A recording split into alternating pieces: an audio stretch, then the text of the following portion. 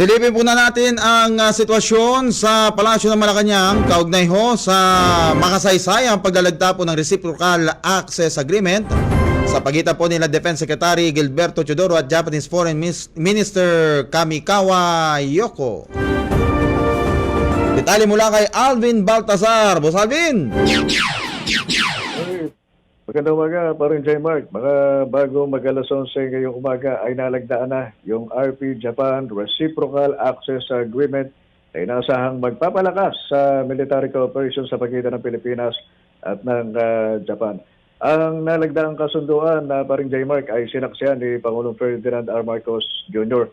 At ang RAA ay pinirmahan sa pagitan ni Defense Secretary Gilbert Teodoro at saka ni Japanese Foreign Minister Kamikawa Yoko.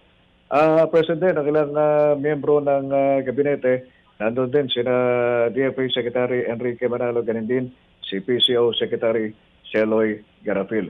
Pero bago yan, J-Mark, bago yung ginawang pagsaksi ni Pangulong Ferdinand R. Marcos Jr. doon sa nangyaring kasunduan, doon sa nalagdaang agreement, ay nagkaroon muna ng pag-uusap ang magkabilang panig. At ito ay naganap nung, kasi bahagi rin ng programa yung ginawang courtesy call itong Department of National Defense at saka nitong kanilang counterpart.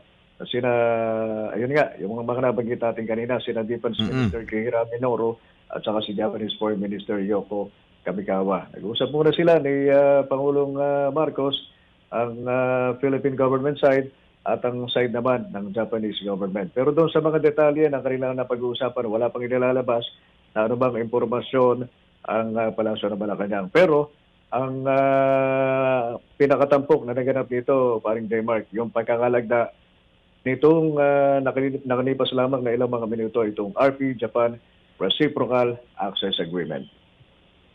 Alright, yan ang Yan ang sabi nga, yan ang katumbas ng BFA ng Pilipinas at Amerika. Tama ba, paring Alvin?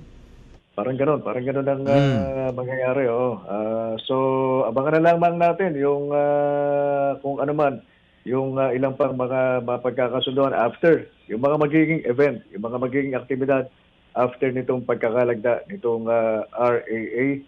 Magkakaroon na ba ng military exercises, mas maigting na military exercises sa pagitan ng AFP at saka ng militar ng Japan, paring J-Mark. Yan, susunod naman natin antabayanan yung magiging interview kay Defense Secretary Gilberto Teodoro. Doon naman sa Tagig after niyan. Oo, mga detalye niyan. So, yan muna, paring J-Mark. Ang ilang sa mga kaganapan dito sa Palasyo ng Malacanang, pirmado na yung RAA. Mula pa rin dito sa Palasyo ng Malacanang, Alvin Baltazar, Radyo Pilipinas.